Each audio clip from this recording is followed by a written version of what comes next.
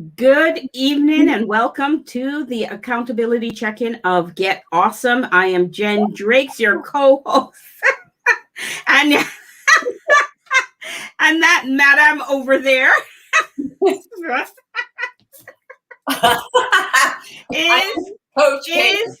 Coach Katie. Yes, I love how you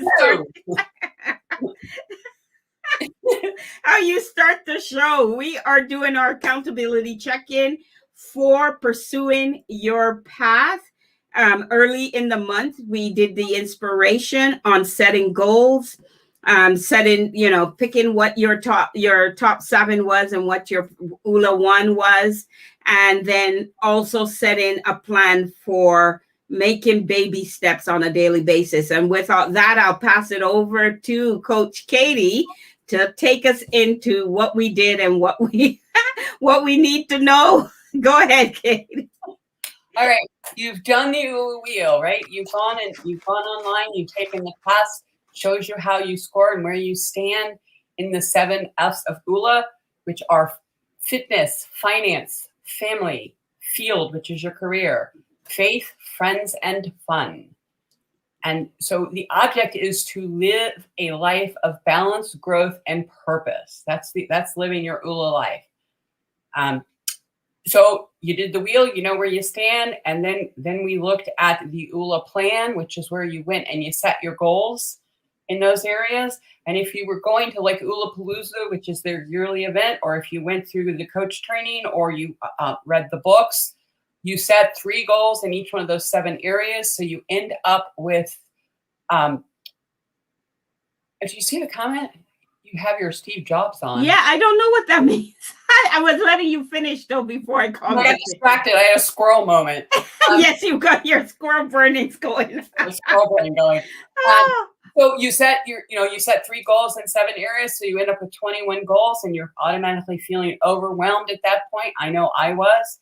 Well, you will winnow that down to 7 goals, and it doesn't have to be 1 goal in each one of the areas. We're not as OCD or anal retentive as that. It's whatever the top 7 are based off of your life and the direction you want to go, and what you think you need to accomplish. And then you select your ULA 1. And your ULA 1 goal is that one goal which if I can get my arms around this, if I can tackle this and hit this goal, it's going to have like a ripple effect on all the other areas of my life. Now, it may not be, sometimes, when you do this, that your ULA 1 may not be one of your 7. It may be something that you're ashamed about, feel bad about, embarrassed about. Maybe it's, you've got $30,000 in credit card debt, and you really don't want anybody to know. But you also know, I got to get my arms around this. I got to tackle this, right? So now we talked about the ULA path. And the ULA path is those daily steps you take every day to move you towards those goals. And they can be teeny tiny baby steps. They can be bigger steps. They can just be some task that you can do that day, which will move you that much closer. But what happens in our lives are the Skittles and the Oranges. And we talked about that, and I showed you the demo of that on our inspiration call, and I'm going to refresh your memory with another demo on that. So what are Skittles? Skittles are those little tiny, everyday things that we all have to do, right? It's doing laundry, going to the grocery store, getting the kids to school or soccer practice, dropping things off at the dry cleaner, making a vet appointment, going to the dentist, picking up your husband or your spouse from the airport. It's all of those little things, which if we let them, they will take over our day, take over our week, take over our month, and we will get down the road, and then we'll think, well, look at our 7 goals, right? Like I told you, I keep my 7 sitting in front of me. We'll look at this thing with our 7 goals, and we'll think, oh, crap, I didn't do anything, right? It's because we let our Skittles get away. So I'm going to show you this. So. All right. The oranges and Skittle example. I love this. This is your day, right? Here are your Skittles, right? I've got to get the kids to school. grocery store. Pay some bills. Right? Pick up the dry cleaning. Make that vet appointment for the dog or the cat. Right? Maybe fold that laundry that's been sitting in the laundry room since, Saturday. Right? Whatever else it is, make that doctor's appointment. Right? So we filled our day. Then when it comes to our oranges, which are our goals, right? Then we're going to try and squeeze those in, right? Maybe at like 10 o'clock at night after the kids are in bed, the dishwasher is running, dinner's done, the dogs are sleeping, right? So then we're going to pay attention to what we want to accomplish in our life. And so what's happened now? Our day is full and don't have room, right? We've lost room because we've not planned, right? We've let our Skittles dictate our schedule. The idea is to let your oranges dictate your schedule. So one more time. So let your oranges dictate. Let the goals, the big goals you have, dictate.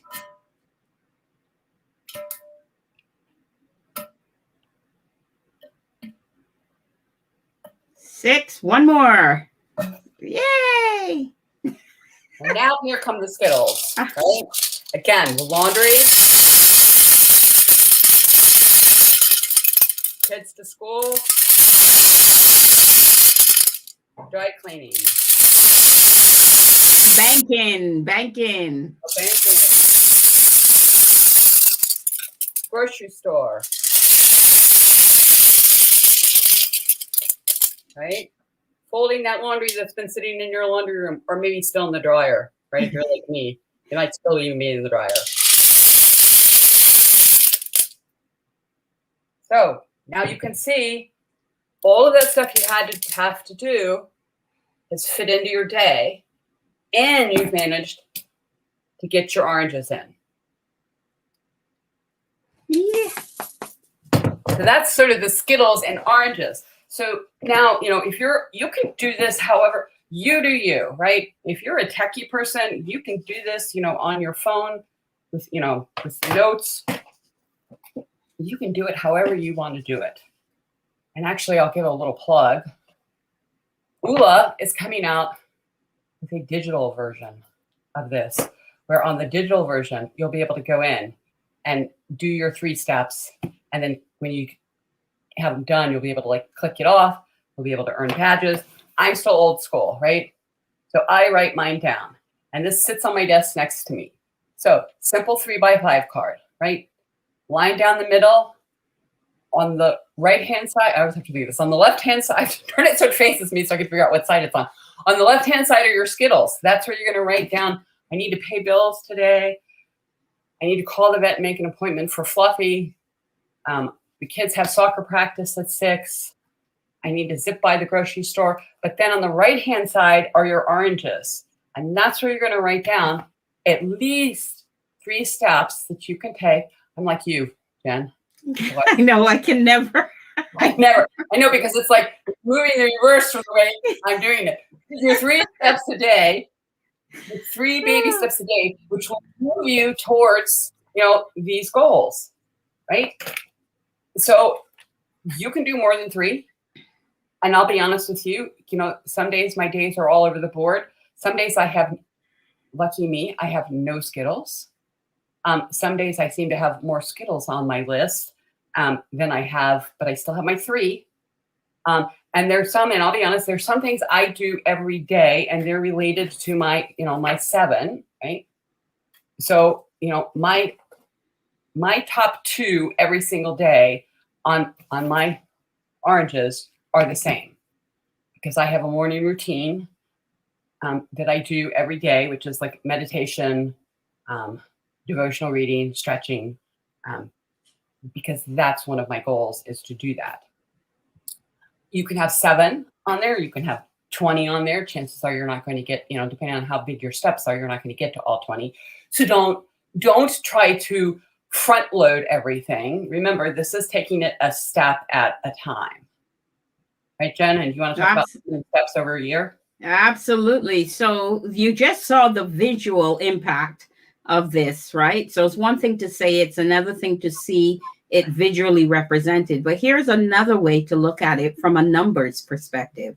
If you set 3 steps or 3 tasks a day, and you do that over the year, you are actually setting yourself up to eliminate 1,095 tasks.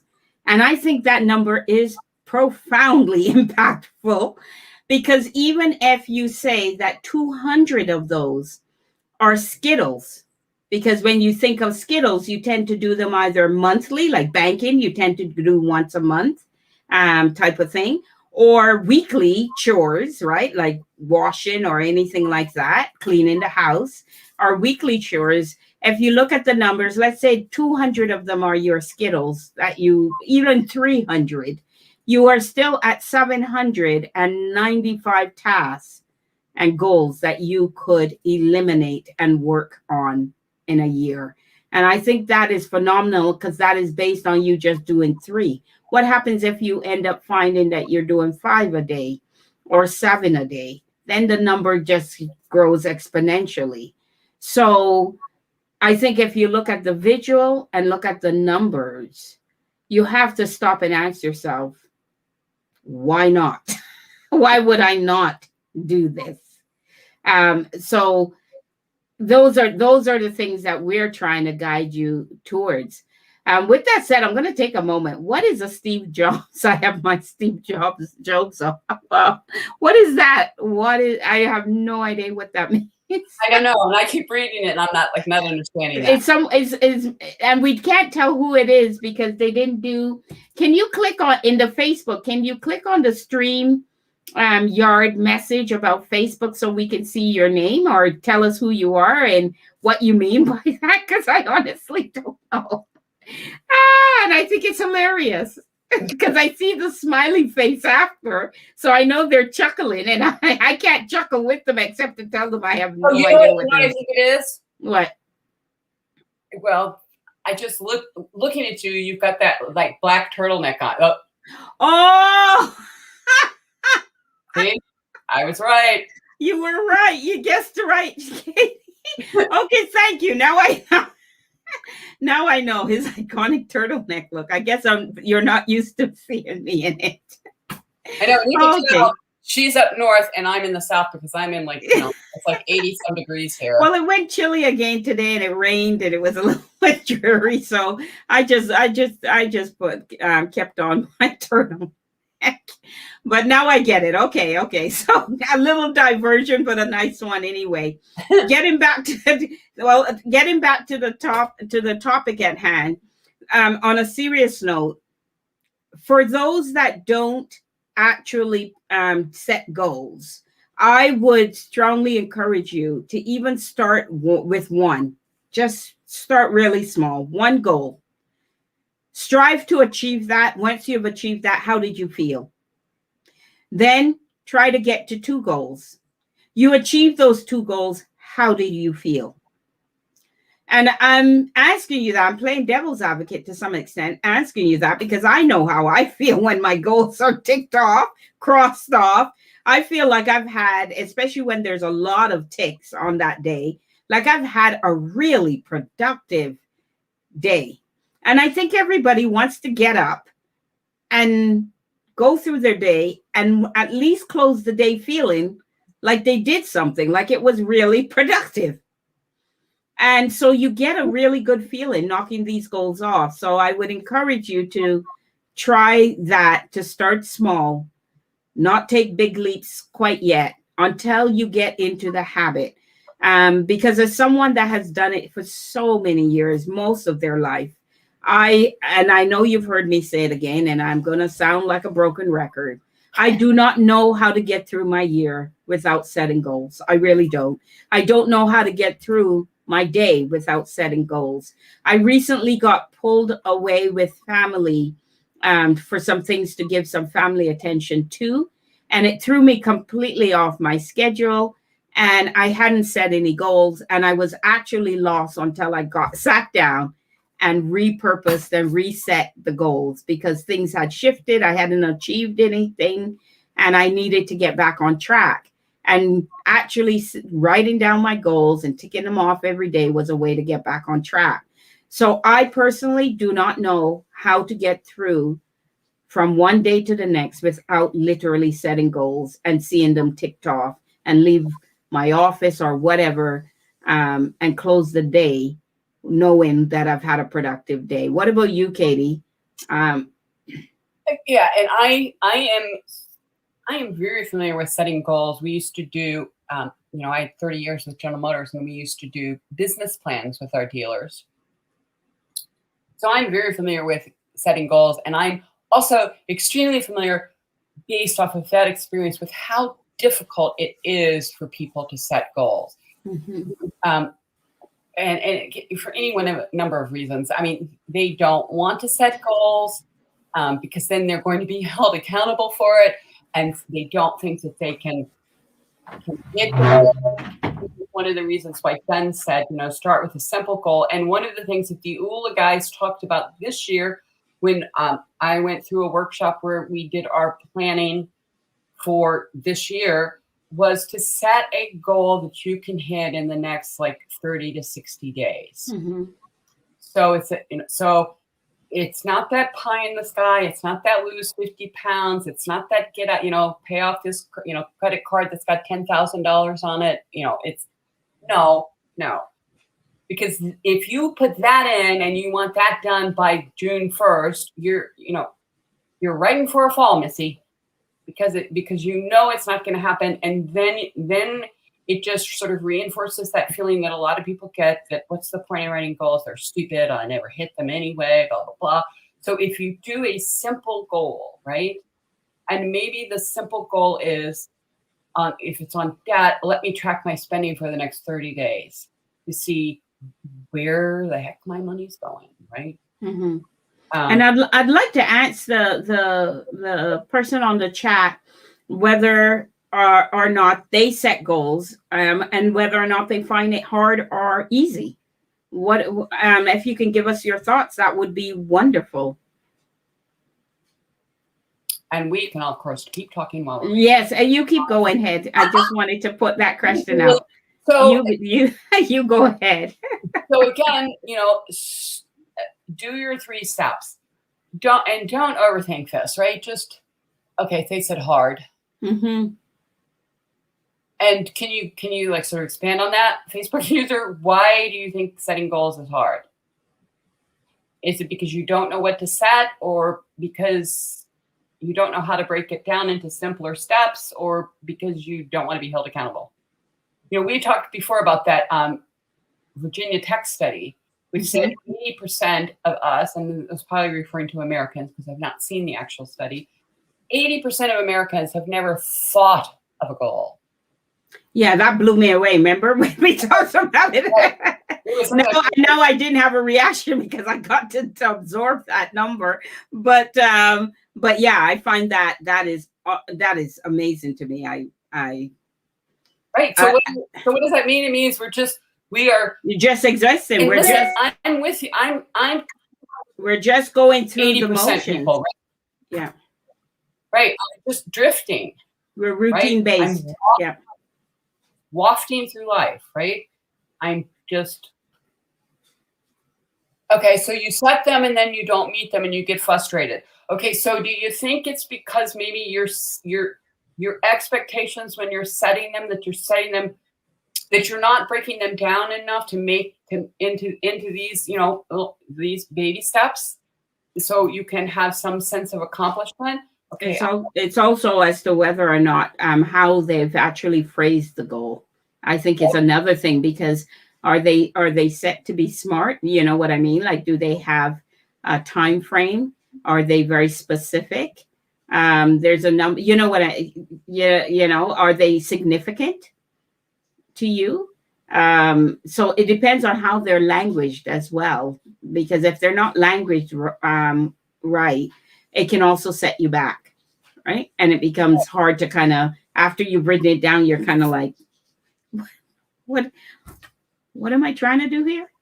I know. But to give you an Right? example, I used to have dealers that their goal for the coming year would be sell more cars. I like this. Look, yes, I tend to want to conquer the world in a day, right? So Right. let me show that. Yes, I tend to want to conquer the world in a day. And that means then that it's unrealistic. That tells me that the goal that has been set has not been realistically set. So then you've already given yourself a steep hill to climb. And then that's where frustration, you discard it and you don't achieve the goals.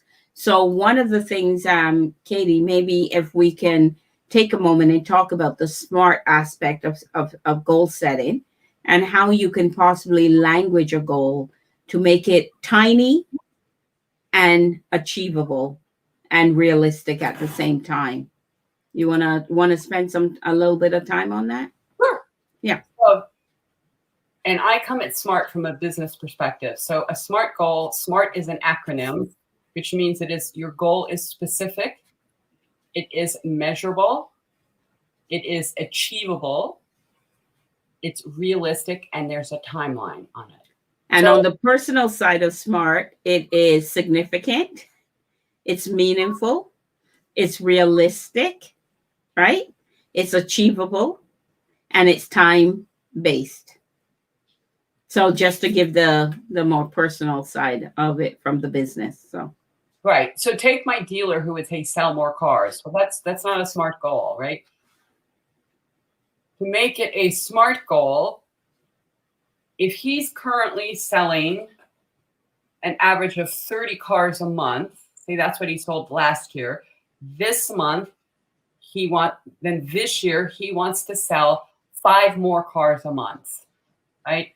So his goal would be to sell, instead of 30 cars a month, it would be to sell 35 cars per month. So then his action steps, because then my next question would be, okay, we've got a number attached to this. It's doable, right? You could probably stretch it a little more, but it's a doable goal. You're not saying I want to go from 30 to 60, right? We've got a time frame on it because we've got it a month. So then I would say, okay, so what needs to happen for that to happen, right? Do you need to change your pay plan for your salespeople? Do you need to increase your advertising? What specific things do you need to change what you're ordering, and take, and make use of, the data that we would provide the dealers. So let's go back to a personal example, right? You want to lose 50 pounds. Well, you're not going to do that in a month, right? So your SMART goal would be you want to lose 50 pounds by October 1st, right? So that gives you, then you can further break that down. Okay, so how many months till October? So how many pounds a month would I need to lose? And so then it's like, what do I need to do to hit that? Because you're not going to put on your daily thing, lose 50 pounds, because that's not going to happen in one day. It's not going to happen in a week or in a month, right? So maybe then this is what takes the, setting your goals and breaking it down is what takes it takes the longest time, right? So then you're going to break down that goal and think, maybe one of the first things I need to do is get a physical before I start, winging off all this stuff, right? So I need to get a physical. So then one of my little steps is going to be call my doctor and schedule a physical. Mm-hmm. And that's doable. I mean, Rick, and then your one tick, if you don't have a doctor, then your step is going to be find a doctor, right? Who can give me a physical, right? And then maybe another one of your steps on that same day where you set your physical is to start tracking what I eat every day. So I can see where am I mindlessly eating, right? So Joanna tells us you start with a goal and you get excited. The problem is being constant and having accountability at the beginning. I would actually say, Joanna, it's having accountability for the outcome, and it is being consistent, which I think is what you meant by constant. But I think that when you have to start if you get frustrated, I would say just start with one goal, whatever, what that would be. Just start with one goal. And then your accountability is the outcome of completing the goal, not from the beginning. It's really, you want to hold yourself accountable to do what it takes to complete the goal. So really, in my mind, accountability is, did you achieve the goal or not? And where are you in towards achieving the goal? Those are the two accountability questions I would ask. Setting the goal, yes, I agree, is a first step, but it's really about finishing it. And that's where the accountability steps in. Does that make sense, or you completely disagree? Are you asking Joanna? Yeah, I'm asking Joanna whether she agrees with that or whether she has a different lens on it. Does that help? It doesn't help. You guys are great. Okay, Joanna, I would say that doing these 3x5 cards every day helps with the accountability, particularly if you've got it sitting out in front of you, right? Because you've got this goal, and if you've listened to us, we've talked about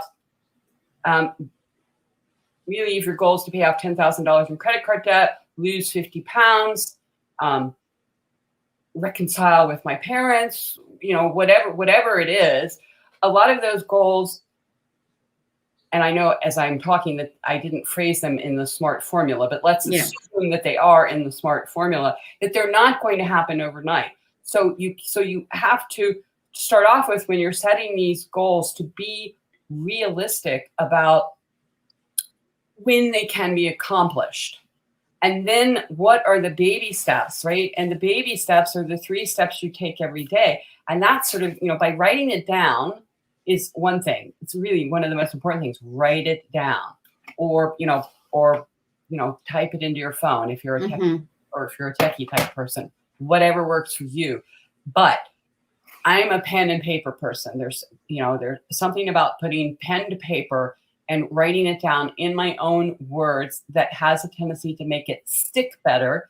And because it sits next to me at my desk, there's also a bit of that accountability, because I can look down and think, because, we let the Skittles, right, get in our way, and we forgot, oh yeah, I needed to go check out that website, or I needed to make that phone call, or I needed to start the draft of a letter offering, my keynote address to this organization, or I need to go on the website and find out who in the organization do I need to approach, right? So you can see, if you can take your goal and then break it down into realistic chunks, realistic bites, write those bites down daily, right? Then you can hold yourself accountable, and you can see your progress, right? Because as you cross them off after you've done them.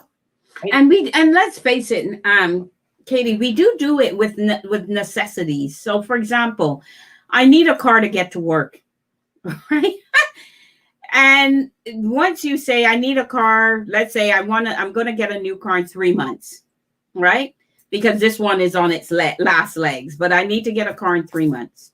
You immediately break that down into small chunks by saying, what can I afford? So I'm going to check what my affordability looks like, right? I'm going to compare new versus used.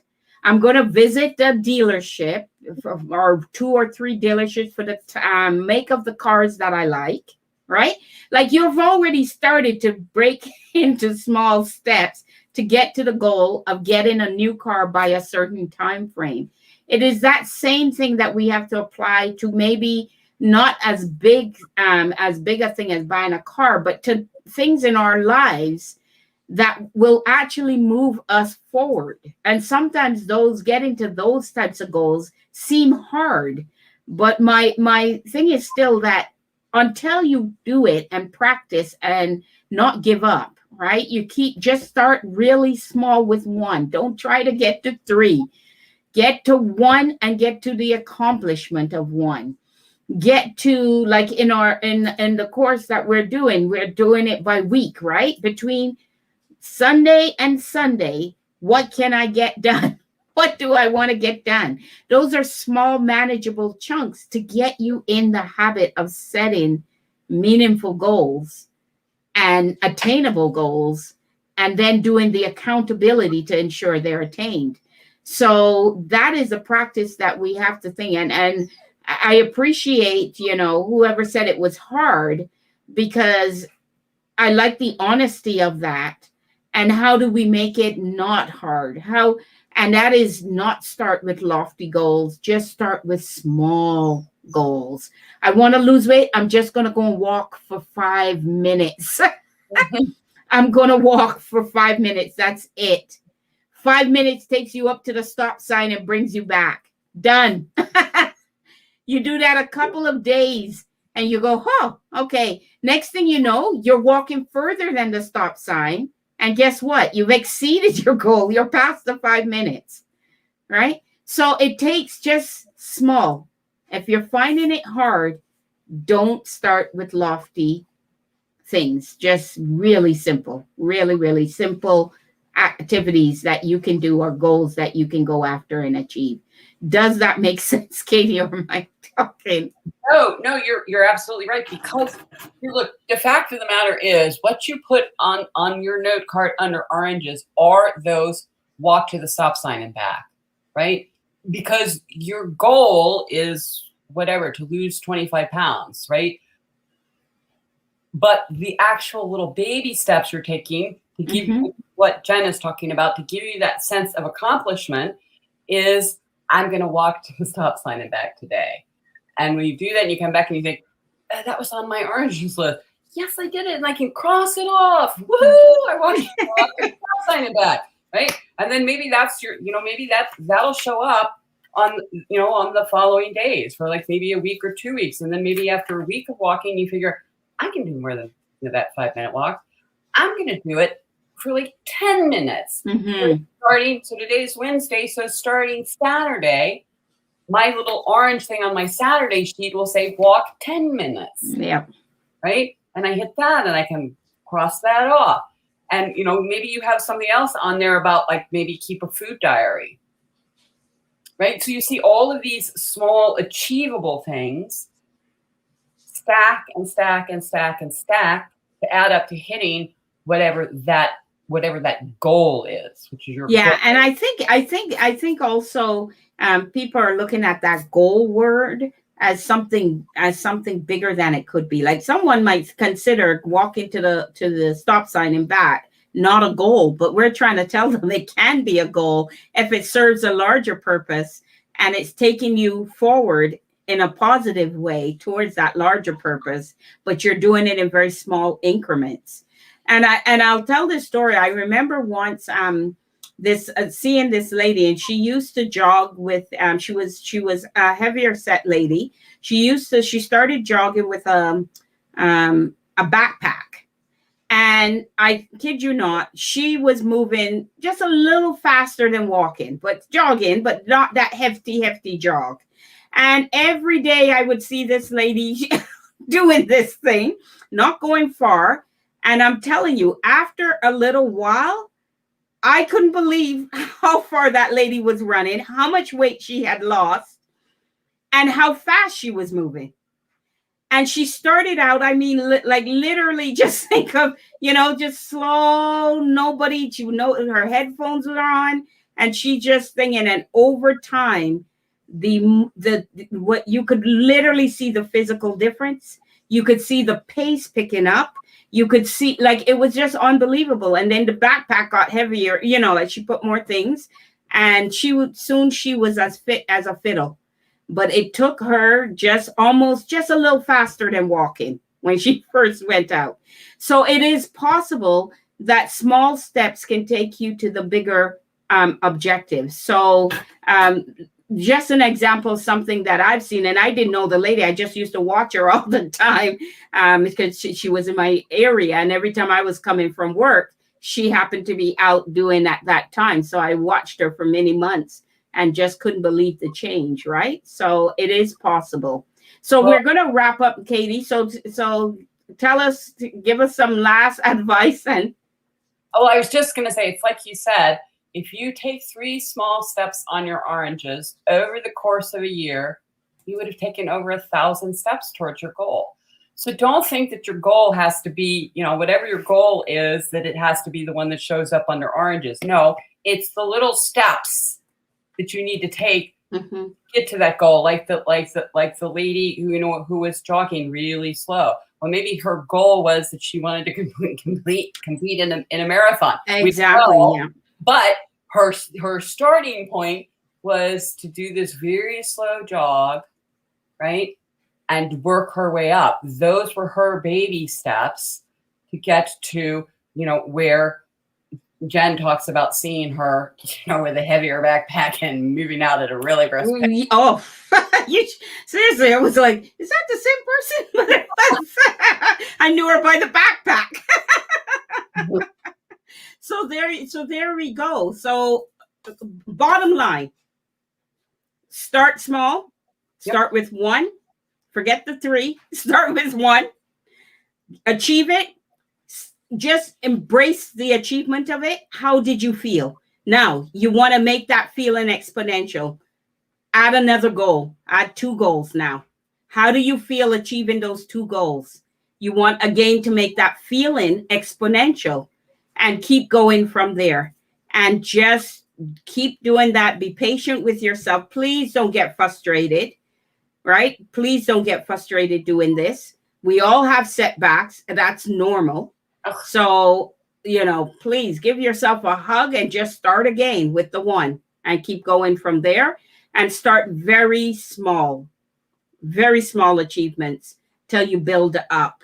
And please communicate with us in the Facebook group to let us know if you tried it. How did you feel? Did you achieve 1 goal, 2 goals? Let us know. And if you have any questions, we're there to continue to support and guide you. Katie, can you take us out with your normal words that I love so much? Be grateful, have faith, and go get your ULA life. Yes. And on that note, our next broadcast is actually next week, Wednesday, the 5th of May at 8:00. Not 8:30, 8:00. And Katie and I are laughing because we know why we came on closer to 8:30. But 8:00 next Wednesday, it will be our inspirational call. What will be the topic, Katie? Oh, and I seen that you would ask me that, and I don't have my notebook in front of me. I'm thinking that we're going to start talking about, because in ULA, we know that there are things that block you from making progress, and then there are things that can accelerate you. So I think we start talking about the blockers and the accelerators. That's what I thought as well. So we're aligned. We're aligned. That's what I thought as well. So until next week, we love what we do, so we don't mind it being back to back. We'll see you then. Thank you so much, everyone, and good night. Good night, everybody.